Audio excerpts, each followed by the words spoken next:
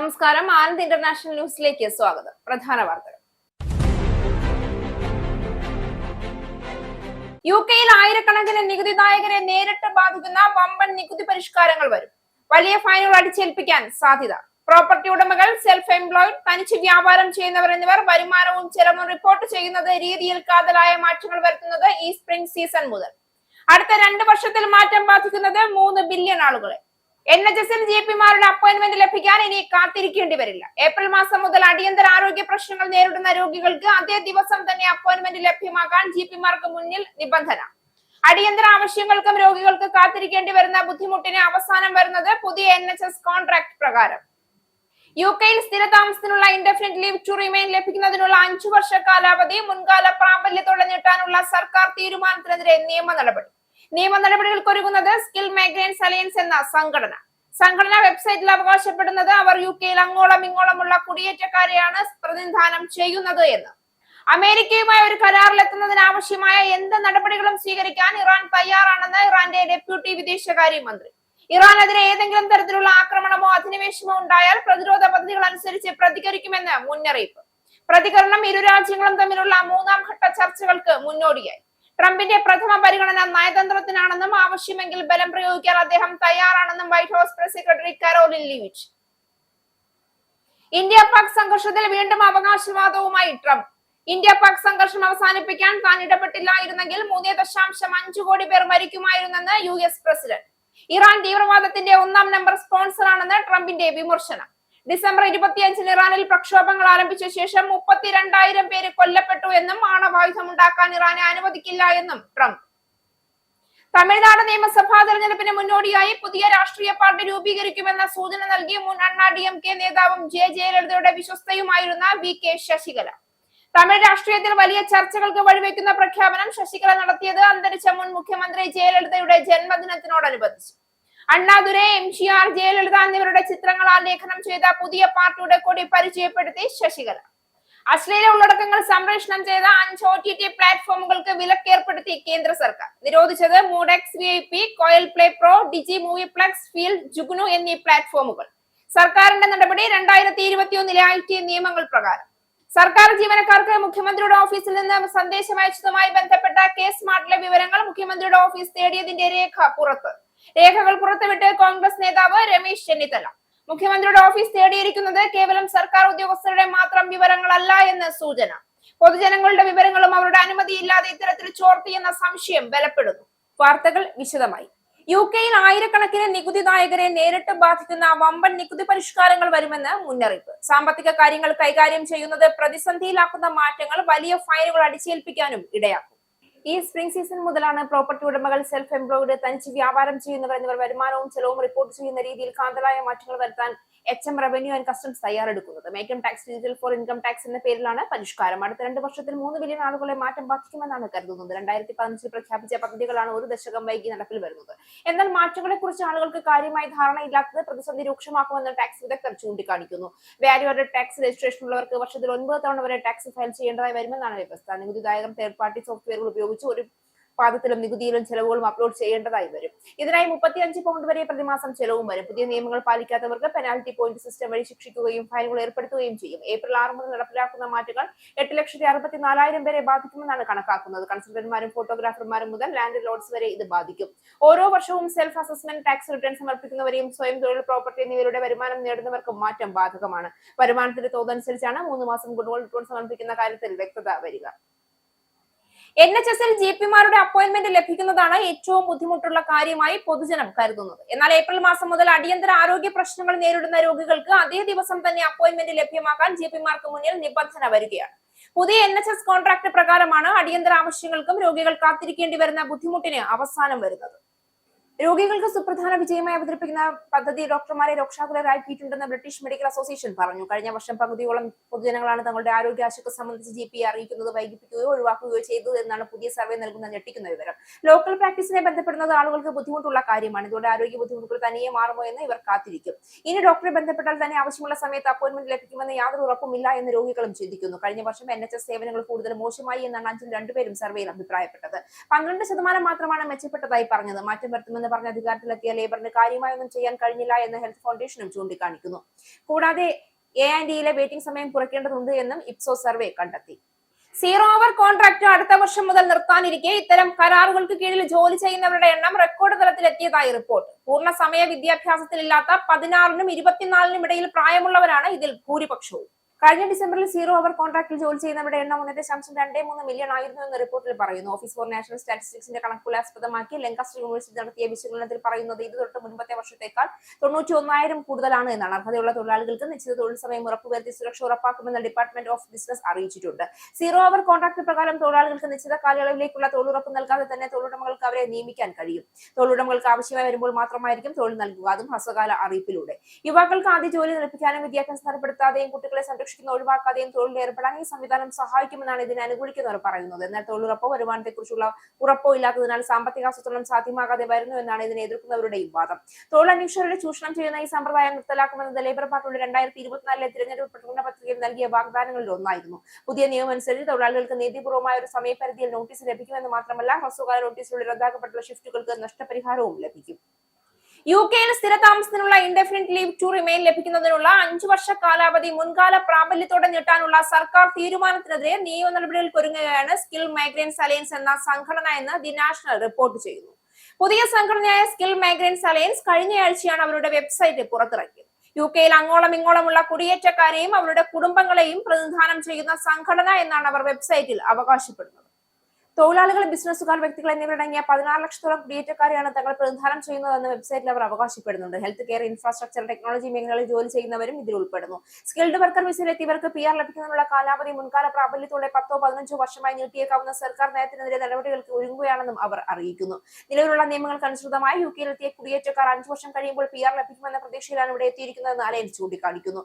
അതുകൊണ്ട് തന്നെ മുൻകാല പ്രാബല്യത്തോടെ നിയമത്തിൽ മാറ്റം വരുത്തുന്നത് അനീതിയും നിരവധി കുടുംബങ്ങൾക്ക് സാമ്പത്തികമായ പ്രതിസന്ധിയും ഭാവിയെക്കുറിച്ചുള്ള അനിശ്ചിതാവസ്ഥയും ഉണ്ടാക്കുമെന്നും അവർ ചൂണ്ടിക്കാണിച്ചു. നിയമസ്ഥാപനമായ കിങ്സ്ലി നേപ്ലെ LLP-യിലെ ഇമിഗ്രേഷൻ ആൻഡ് പബ്ലിക് ലോ സ്പെഷ്യലിസ്റ്റുകളോടും ഗാർഡൻ കോർട്ട് ചേംബേഴ്സിലെ മുതിർന്ന ബാരിസ്റ്റർ സെനാലിറ്റി നായിക്കിനോടും ഇത് സംബന്ധിച്ച നിയമോപദേശം തേടിയിട്ടുണ്ടെന്നും അലയൻസ് പറയുന്നു. അതിനുശേഷമായിരിക്കും നിയമ നടപടികളുമായി ബന്ധപ്പെട്ട വിവരങ്ങൾ ഹോം ഓഫീസിനെ ഔദ്യോഗികമായി അറിയിക്കുക. നിയമ നടപടികൾക്കായി ധനസമാഹരണം നടത്തുമെന്ന് ഇവർ കഴിഞ്ഞ ജനുവരിയിൽ ക്രൗഡ് ജസ്റ്റിസിൽ പോസ്റ്റ് ചെയ്ത ഒരു പോസ്റ്റിലൂടെ അറിയിച്ചിരുന്നു. ഇതിനാവശ്യമായ 25,000 പൗണ്ട് ക്രൗഡ് ഫണ്ടിംഗ് വഴി സമാഹരിക്കാനാണ് ഉദ്ദേശിക്കുന്നതെന്ന് സംഘടന വ്യക്തമാക്കിയിട്ടുണ്ട്. 5 ഇയർ റൂട്ട് വഴി ബ്രിട്ടനിലെത്തിയവരുടെ പ്രതീക്ഷകൾ തകർക്കുന്ന നടപടി ജുഡീഷ്യൽ റിവ്യൂവിന് വിടണമെന്ന ആവശ്യമാണ് അവർ ഉന്നയിക്കുന്നത്. കാറ്റും മഴയും വെള്ളപ്പൊക്കവും മഞ്ഞുവീഴ്ചയും അനുഭവിച്ചു വരുന്ന ബ്രിട്ടനിൽ ഇനി അടുത്തത് ചുവപ്പുമഴ. സഹാറയിൽ നിന്ന് UK-യിലേക്ക് ചുവപ്പ് പൊടിക്കാറ്റെത്തുന്നതിന്റെ ഫലമായാണ് ഈ പ്രതിഭാസം. സഹാറയിൽ നിന്നുള്ള ചുവന്ന ധൂളികൾ അന്തരീക്ഷത്തിൽ എത്തുന്നതോടെയാണ് UK-യിൽ ഇത് സംഭവിക്കുക. കോപ്പർനിക്കസ് അറ്റ്മോസ്ഫിയർ മോണിറ്ററിംഗ് സർവീസിലെ ശാസ്ത്രജ്ഞനാണ് ബ്രിട്ടനിൽ വൈകാതെ ചുവപ്പ് മഴയുണ്ടാകുമെന്ന് അറിയിച്ചിരിക്കുന്നത്. ചുവപ്പ് ധൂളികൾ മുറിച്ചുള്ള വായുപ്രവാഹം ഇപ്പോൾ യൂറോപ്പിലൂടെ UK ലക്ഷ്യമാക്കി നീങ്ങുകയാണ്. ബ്രിട്ടനിൽ ഇപ്പോഴും തുടരുന്ന മഴയുമായി ഈ പൊടിപടലങ്ങൾ കലരുമ്പോൾ ചുവപ്പ് നിറത്തിലുള്ള വെള്ളമായിരിക്കും നിലത്ത് പതിക്കുക. രക്തമഴ എന്നാണ് ഈ പ്രതിഭാസം അറിയപ്പെടുന്നത്. ഭയപ്പെടുത്തുന്ന ഒരു അന്തരീക്ഷം സൃഷ്ടിക്കുമെന്നതല്ലാതെ ഈ പ്രതിഭാസം കൊണ്ട് വലിയ പ്രശ്നങ്ങളൊന്നും തന്നെ ഉണ്ടാകില്ല എന്നും ശാസ്ത്രജ്ഞർ പറയുന്നു. മഴ പെയ്തൊഴിഞ്ഞ് മഴവെള്ളം വറ്റിക്കഴിഞ്ഞാൽ വെള്ളം വീണ പ്രതലങ്ങളിൽ ചുവപ്പ് പാട് ആവരണം ചെയ്യപ്പെട്ടതായി കാണും. ഇത് എളുപ്പം നീക്കം ചെയ്യാൻ കഴിയുന്നതാണെന്ന് അവർ പറയുന്നു. ഈ ആഴ്ച അന്തരീക്ഷോഷ്മാവ് 12 ഡിഗ്രി വരെയായി ഉയരുന്നു എന്നാണ് കാലാവസ്ഥാ നിരീക്ഷകർ ഇപ്പോൾ പറയുന്നത്. കൂടെയുള്ള കൊടുങ്കാറ്റും മഴയും നിറഞ്ഞ മാസങ്ങൾക്ക് ശേഷം ബ്രിട്ടനിലെ ഇരുണ്ട കാലാവസ്ഥ മാറുമെന്ന് അവർ പറയുന്നു. തെളിഞ്ഞ കാലാവസ്ഥയ്ക്കൊപ്പം അന്തരീക്ഷ താപനില കൂടുകയും ചെയ്യും. ഇന്നലെ തെക്കൻ ഇംഗ്ലണ്ടിന്റെ പല ഭാഗങ്ങളിലും താപനില 13 ഡിഗ്രി വരെ എത്തിയിരുന്നു. ഇന്ന് അത് 14 ഡിഗ്രിയായി ഉയരും. ബുധനാഴ്ച ആകുമ്പോഴേക്കും താപനില 18 ഡിഗ്രി വരെയായി ഉയർന്നേക്കാം. പിന്നീട് താപനില കുറയുവാൻ തുടങ്ങും. ബുധനാഴ്ച 14 ഡിഗ്രിയിൽ താഴ്ന്ന താപനില വെള്ളിയാഴ്ച 13 ഡിഗ്രിയിലെത്തും. തെക്ക് പടിഞ്ഞാറൻ ദിശയിൽ നിന്നെത്തുന്ന കാറ്റ് ഊഷ്മളമായ കാലാവസ്ഥയെ നിലനിർത്തും. അതേസമയം ഇന്നലെ രാജ്യത്തിന്റെ വടക്കേ പ്രദേശങ്ങളിലും ഇന്നലെയും മഴ അനുഭവപ്പെട്ടു. ഇന്നും ഈ മേഖലകളിൽ ദിവസം ആരംഭിക്കുക മഴയോടെയായിരിക്കും. പടിഞ്ഞാറൻ ഇംഗ്ലണ്ടിലെ ആകാശം മേഘാവൃതമായിരിക്കും. സ്കോട്ട്ലൻഡിലും ഇന്ന് തുടർച്ചയായ മഴ അനുഭവപ്പെടും. വടക്കൻ പ്രദേശങ്ങളിലും പടിഞ്ഞാറൻ പ്രദേശങ്ങളിലും വ്യാഴാഴ്ചയും മഴ തുടരും. അമേരിക്കയുമായി ഒരു കരാറിലെത്തുന്നതിന് ആവശ്യമായ എന്ത് നടപടികളും സ്വീകരിക്കാൻ ഇറാൻ തയ്യാറാണെന്ന് ഇറാന്റെ ഡെപ്യൂട്ടി വിദേശകാര്യ മന്ത്രി മജിദ് തഖ് റാവുഞ്ചി. ഇരു രാജ്യങ്ങളും തമ്മിലുള്ള പുതിയ ഘട്ട ചർച്ചകൾക്ക് മുന്നോടിയായാണ് പ്രതികരണം. വ്യാഴാഴ്ച ജനീവയിൽ വെച്ച് ചർച്ചകൾ നടക്കുമെന്ന് മുതിർന്ന US ഉദ്യോഗസ്ഥർ നേരത്തെ അറിയിച്ചിരുന്നു. US പ്രതിനിധികളായ സ്റ്റീവ് വിറ്റ്കോഫും ജാരഡ് കുഷ്ണറും ഇറാനിയൻ പ്രതിനിധി സംഘവുമായി കൂടിക്കാഴ്ച നടത്തും. പശ്ചിമേഷ്യയിൽ അമേരിക്ക തങ്ങളുടെ സൈനിക ശേഷി വർദ്ധിപ്പിക്കുന്നതിനിടയിലാണ് ഈ മാസം ആദ്യം ഇരു രാജ്യങ്ങളും ചർച്ചകൾ പുനരാരംഭിച്ചത്. തങ്ങൾ ആക്രമിക്കപ്പെട്ടാൽ മേഖലയിലെ US താവളങ്ങൾ ആക്രമിക്കുമെന്ന് ഇറാൻ വ്യക്തമാക്കിയിരുന്നു. കഴിയുന്നത്ര വേഗം ഒരു കരാറിലെത്താൻ ഞങ്ങൾ തയ്യാറാണ്. ഇതിനായി എന്തും ചെയ്യാൻ സന്നദ്ധരാണ്. ഇറാനെതിരെ ഏതെങ്കിലും തരത്തിലുള്ള ആക്രമണമോ അധിനിവേശമോ ഉണ്ടായാൽ ഞങ്ങളുടെ പ്രതിരോധ പദ്ധതികൾ അനുസരിച്ച് പ്രതികരിക്കും. ഇറാനെതിരായ US ആക്രമണം വലിയൊരു ചൂതാട്ടമായിരിക്കുമെന്നും തഖ് റാവുഞ്ചി പറഞ്ഞു. US പ്രസിഡന്റ് ഡൊണാൾഡ് ട്രംപിന്റെ പ്രഥമ പരിഗണന നയതന്ത്രത്തിനാണെന്നും ആവശ്യമെങ്കിൽ ബലം പ്രയോഗിക്കാൻ അദ്ദേഹം തയ്യാറാണെന്നും White House press secretary Karoline Leavitt പറഞ്ഞു. യുറേനിയം സമ്പുഷ്ടീകരിക്കുന്നത് ഇറാൻ ഉപേക്ഷിക്കണമെന്ന US ആവശ്യത്തിൽ നിന്നുണ്ടായ തർക്കം കാരണം കഴിഞ്ഞ വർഷം നടന്ന ചർച്ചകൾ പരാജയപ്പെട്ടിരുന്നു. യുറേനിയം സമ്പുഷ്ടീകരണം ആണവായുധ നിർമ്മാണത്തിലേക്കുള്ള വഴിയായാണ് US കാണുന്നത്. എന്നാൽ തങ്ങൾ ആണവായുധങ്ങൾ നിർമ്മിക്കാൻ ശ്രമിക്കുന്നില്ല എന്നാണ് ഇറാൻ അവകാശപ്പെടുന്നത്. ഇന്ത്യ പാക് സംഘർഷം അവസാനിപ്പിക്കാൻ താൻ ഇടപെട്ടില്ലായിരുന്നെങ്കിൽ 3.5 കോടി പേർ മരിക്കുമായിരുന്നെന്ന് US president Donald Trump. US കോൺഗ്രസിന്റെ സംയുക്ത സഭയെ അഭിസംബോധന ചെയ്യുകയായിരുന്നു ട്രംപ്. എന്റെ ഭരണത്തിലെ ആദ്യ 10 മാസങ്ങൾക്കുള്ളിൽ 8 യുദ്ധങ്ങൾ അവസാനിപ്പിച്ചു. പാകിസ്ഥാനും ഇന്ത്യയുമായി ആണവ യുദ്ധം ഉണ്ടാകുമായിരുന്നു. ഞാൻ ഇടപെട്ടില്ലായിരുന്നെങ്കിൽ 35 മില്യൺ ജനങ്ങൾ കൊല്ലപ്പെടുമായിരുന്നുവെന്നും ട്രംപ് പറഞ്ഞു. ഇറാൻ തീവ്രവാദത്തിന്റെ 1-ാം നമ്പർ സ്പോൺസർ ആണെന്ന് ട്രംപ് കുറ്റപ്പെടുത്തി. ഡിസംബർ 25 ഇറാനിൽ പ്രക്ഷോഭങ്ങൾ ആരംഭിച്ച ശേഷം 32,000 പേരാണ് കൊല്ലപ്പെട്ടത്. ആണവായുധം ഉണ്ടാക്കാൻ ഇറാൻ അനുവദിക്കില്ല എന്നും ട്രംപ് പറഞ്ഞു. പശ്ചിമേഷ്യയിൽ ഇറാൻ US സംഘർഷം നിലനിൽക്കുന്ന സാഹചര്യത്തിലാണ് ട്രംപിന്റെ പ്രസ്താവന. മേഖലയിലേക്ക് US കൂടുതൽ സൈന്യത്തെ അയക്കുകയാണ്. പഹൽഗാമിലെ ഭീകരാക്രമണത്തെ തുടർന്നാണ് ഇന്ത്യ ഓപ്പറേഷൻ സിന്ദൂർ എന്ന് പേരിട്ട ഓപ്പറേഷനിലൂടെ പാകിസ്ഥാനിലെ സൈനിക ഭീകര കേന്ദ്രങ്ങൾ ആക്രമിച്ചത്. പാകിസ്ഥാനിലെ നിരവധി കേന്ദ്രങ്ങൾ ആക്രമണത്തിലൂടെ തകർത്തു. US സമ്മർദ്ദത്തെ തുടർന്നാണ് ഇന്ത്യ ആക്രമണം അവസാനിപ്പിച്ചതെന്നാണ് ട്രംപിന്റെ അവകാശവാദം. വിദേശ രാജ്യങ്ങൾക്കുമേൽ തീരുവ ചുമത്തുന്നതിലൂടെ ലഭിക്കുന്ന വരുമാനം ഭാവിയിൽ ആദായ നികുതിക്ക് പകരമാകുമെന്ന് അമേരിക്കൻ പ്രസിഡന്റ് ഡൊണാൾഡ് ട്രംപ്. ഇതുവഴി അമേരിക്കൻ ജനതയുടെ സാമ്പത്തിക ബാധ്യത കുറയ്ക്കാനാകുമെന്നും ട്രംപ് പറഞ്ഞു. ചൊവ്വാഴ്ച നടന്ന people's state of the union പ്രസംഗത്തിൽ സംസാരിക്കുന്നതിനിടെയാണ് ട്രംപിന്റെ പ്രസ്താവന. ഇറക്കുമതി തീരുവ ഏർപ്പെടുത്തിയ ട്രംപിന്റെ നടപടി നിയമവിരുദ്ധമാണെന്ന് US സുപ്രീം കോടതി വിധിച്ചതിനു പിന്നാലെയാണ് ട്രംപിന്റെ പ്രസ്താവന. മറ്റു രാജ്യങ്ങൾ വർഷങ്ങളായി അമേരിക്കയെ സാമ്പത്തികമായി ചൂഷണം ചെയ്യുകയാണെന്നും ഡെമോക്രാറ്റുകൾക്ക് പോലും ഇക്കാര്യം അറിയാമെങ്കിലും അവർ തുടർന്ന് പറയാൻ തയ്യാറാവുന്നില്ല എന്നും ട്രംപ് പറഞ്ഞു. വിദേശ രാജ്യങ്ങൾ നൽകുന്ന താരിഫുകൾ വഴി $100 ബില്യൺ സമാഹരിക്കാൻ കഴിഞ്ഞെന്നും ഇത് രാജ്യത്തിന്റെ സാമ്പത്തിക സുരക്ഷയ്ക്കും ദേശീയ സുരക്ഷയ്ക്കും വലിയ ഗുണം ചെയ്തെന്നും അദ്ദേഹം പറഞ്ഞു. ഈ സംവിധാനം നടപ്പിലാക്കാൻ കോൺഗ്രസിന്റെ പ്രത്യേക നടപടികൾ ആവശ്യമില്ല എന്നും അംഗീകരിക്കപ്പെട്ട രീതിയാണിതെന്നും അദ്ദേഹം കൂട്ടിച്ചേർത്തു. താരിഫുകൾ റദ്ദാക്കിയ സുപ്രീം കോടതി വിധി നിരാശാജനകമാണ്. എങ്കിലും തന്റെ പക്കലുള്ള പ്രസിഡന്റിന്റെ അധികാരങ്ങൾ ഉപയോഗിച്ച് പുതിയ കരാറുകൾ ഉണ്ടാക്കാനാകുമെന്നും ട്രംപ് പറഞ്ഞു. താരിഫ് ഭീഷണി ഉയർത്തിയാണ് താൻ പല യുദ്ധങ്ങളും അവസാനിപ്പിച്ചതെന്നും ട്രംപ് അവകാശപ്പെട്ടു. തീരുവ സംബന്ധിച്ച നിലവിലെ നിയമപരമായ തടസ്സങ്ങൾ പരിഹരിക്കുമെന്നും അമേരിക്കയെ രക്ഷിക്കാൻ ഇത്തരം നടപടികൾ അത്യാവശ്യമാണ് എന്നും ട്രംപ് പറഞ്ഞു. US പ്രസിഡന്റിന്റെ അധികാരപരിധി മറികടന്നാണ് ട്രംപ് താരിഫ് നയങ്ങൾ നടപ്പാക്കിയതെന്ന് US സുപ്രീം കോടതി കണ്ടെത്തിയിരുന്നു. തീരുവ ചുമത്തുന്നതിനുള്ള അധികാരങ്ങൾ പ്രയോഗിക്കുന്നതിന് കോൺഗ്രസിന്റെ വ്യക്തമായ അനുമതി ആവശ്യമാണെന്ന് ചീഫ് ജസ്റ്റിസ് ജോൺ റോബർട്ട്സ് വിധിന്യായത്തിൽ പ്രസ്താവിച്ചിരുന്നു. 1977 international emergency economics powers act ദുരുപയോഗം ചെയ്താണ് ട്രംപ് കോൺഗ്രസിന്റെ അനുമതിയില്ലാതെ വ്യാപാര നികുതികൾ ചുമത്തിയിരുന്നത്. ശത്രു രാജ്യങ്ങളുടെ ആസ്തികൾ മരവിപ്പിക്കാനോ ഉപരോധം ഏർപ്പെടുത്താനോ പണ്ട് ഉപയോഗിച്ചിരുന്ന ഈ നിയമം വ്യാപാര നികുതികൾ ചുമത്താൻ ഉപയോഗിക്കാൻ കഴിയില്ല എന്ന് കോടതി വ്യക്തമാക്കിയിരുന്നു. ഇനി പൗണ്ട് യൂറോ ഡോളർ രൂപ ഇന്നത്തെ വിനിമയ നിരക്ക്. ഒരു പൗണ്ട് 122.95 ഇന്ത്യൻ രൂപ, ഒരു പൗണ്ട് 1.15 യൂറോ, ഒരു US ഡോളർ 90.91 ഇന്ത്യൻ രൂപ, ഒരു യൂറോ 107.34 ഇന്ത്യൻ രൂപ, ഒരു പൗണ്ട് 1.35 US ഡോളർ, ഒരു കനേഡിയൻ ഡോളർ 66.47 ഇന്ത്യൻ രൂപ. ഇനി ഒരു ഇടവേളയ്ക്ക് ശേഷം national news.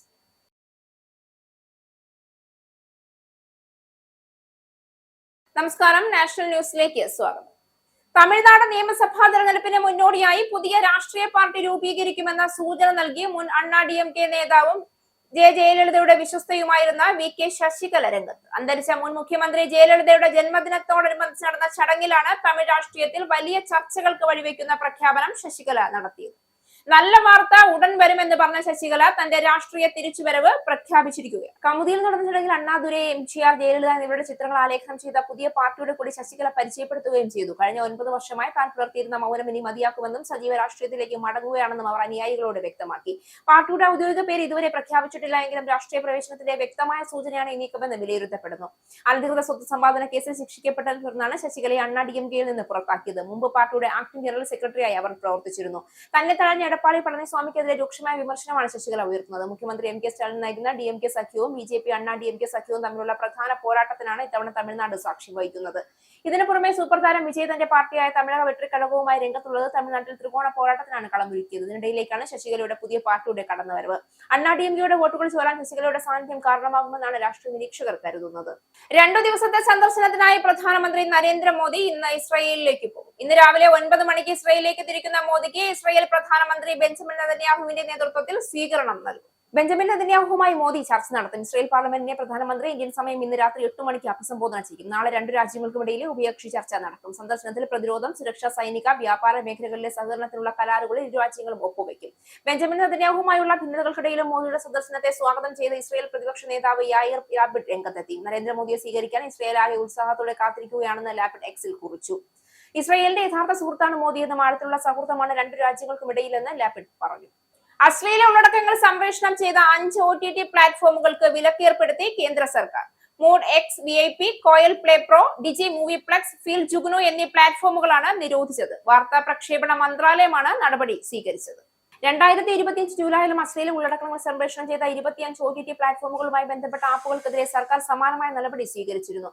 Alt, Ullu, Big Shots app, Desi Flix, Boomex, Navarasa Lite, Gulab app, Kangan app, Bull app, Jalwa app, ShowHit, Wow Entertainment, Look Entertainment, Hit Prime, Feneo, ShowX, Sol Talkies, അഡാബിലി, Hot X VIP, കുൽച്ചുക് app, Mood X, NeonX VIP, Fugi, Mojflix, Triflix എന്നിവയാണ് നിരോധിക്കപ്പെട്ടത്. കേന്ദ്ര ആഭ്യന്തര മന്ത്രാലയം, വനിതാ ശിശു വികസന മന്ത്രാലയം, ഇലക്ട്രോണിക്സ് IT മന്ത്രാലയം, നീതിന്യായ വകുപ്പ് എന്നിവരുമായി കൂടിയാലോചിച്ചാണ് നടപടി സ്വീകരിച്ചത്.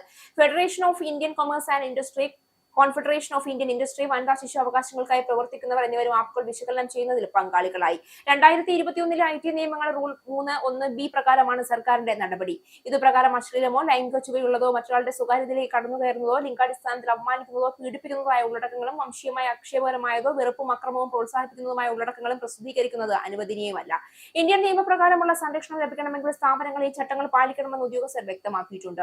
2021 IT നിയമത്തിൽ വ്യവസ്ഥ ചെയ്തിട്ടുള്ള നിയമപരമായ ബാധ്യതകൾ പാലിക്കുന്നതിൽ പരാജയപ്പെട്ടാൽ IT ആക്ടിലെ സെക്ഷൻ 79 പ്രകാരം അവർക്ക് ലഭിക്കുന്ന ഇളവ് നഷ്ടമാകും. നിലവിലുള്ള ഏതെങ്കിലും നിയമപ്രകാരം വ്യവസ്ഥ ചെയ്തിട്ടുള്ള തുടർ നടപടികൾക്കോ പ്രോസിക്യൂഷനോ അവർ ബാധ്യസ്ഥരായിരിക്കും. OTT പ്ലാറ്റ്ഫോമുകളിലെ ഉള്ളടക്കങ്ങൾക്കുമേൽ കേന്ദ്രം നിരീക്ഷണം ശക്തമാക്കിയിട്ടുണ്ടെന്ന് വ്യക്തമാക്കുന്നതാണ് പുതിയ നടപടി.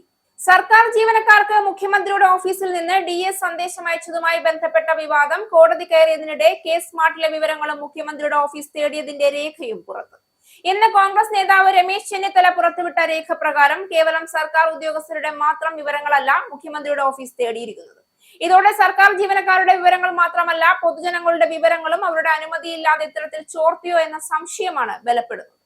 സ്പാർക്കിൽ നിന്ന് മാത്രമല്ല തദ്ദേശ സ്ഥാപനങ്ങൾ വഴിയുള്ള മുഴുവൻ സേവനങ്ങളും ഓൺലൈനായി ലഭ്യമാക്കുന്ന സർക്കാരിന്റെ ഡിജിറ്റൽ പദ്ധതിയായ K-സ്മാർട്ടിൽ നിന്നുള്ള ഡേറ്റയും ആവശ്യപ്പെട്ടാണ് കത്തയച്ചിരിക്കുന്നത്. മുഖ്യമന്ത്രിയുടെ ഓഫീസിന്റെ ചുമതലയുള്ള officer on special duty Sreeram Sambasiva Rao വിവിധ വകുപ്പുകൾക്ക് അയച്ച കത്തിലാണ് ഈ വിവരങ്ങൾ ഉള്ളത്.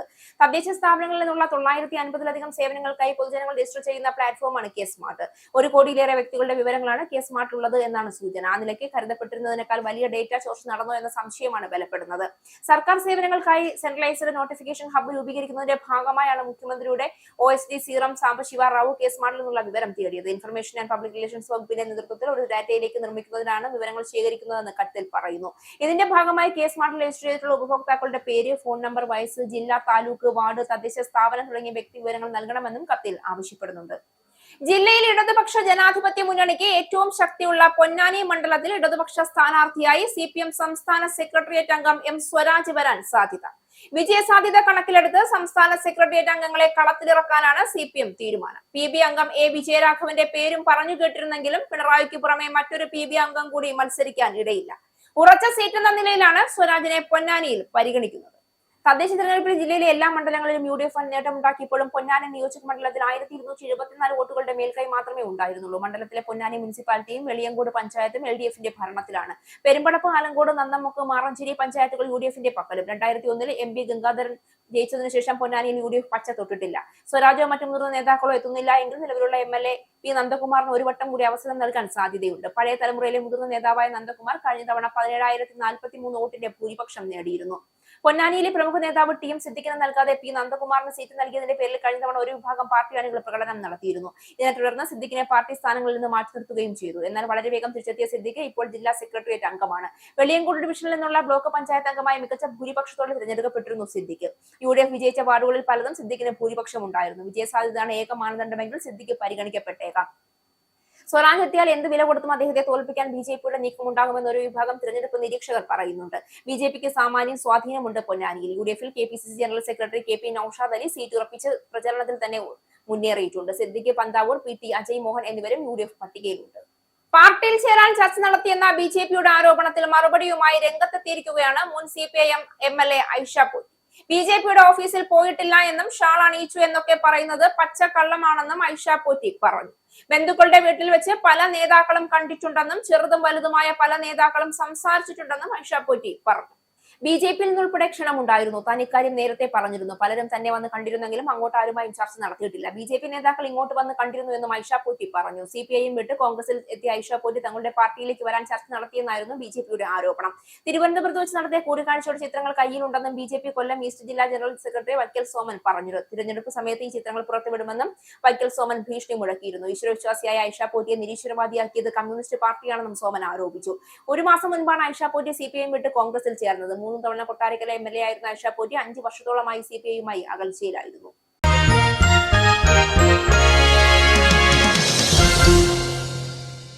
T20 ലോകകപ്പിൽ സെമിയിൽ കടക്കുന്ന ആദ്യ ടീമായി ഇംഗ്ലണ്ട്. സൂപ്പർ 8 മത്സരത്തിൽ പാകിസ്ഥാനെ കീഴടക്കിയാണ് ഇംഗ്ലണ്ട് സെമി ടിക്കറ്റ് എടുത്തത്. 2 വിക്കറ്റിനാണ് ടീമിന്റെ ജയം.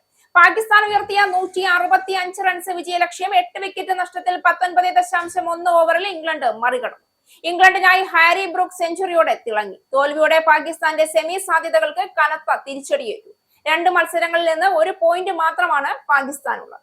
മറുപടി ബാറ്റിംഗിനിറങ്ങിയ ഇംഗ്ലണ്ടിന് ആദ്യ പന്തിൽ തന്നെ തിരിച്ചടി നേരിട്ടു. ഫിൽ സാൾട്ടിനെ പുറത്താക്കി ഷഹീൻ അഫ്രീദി പാകിസ്ഥാന് ഗംഭീര തുടക്കം സമ്മാനിച്ചു. പിന്നാലെ ജോസ് ബട്ട്ലറെയും കൂടാരം കയറ്റി ഷഹീൻ ഇംഗ്ലീഷ് നിരയെ പ്രതിരോധത്തിലാക്കി.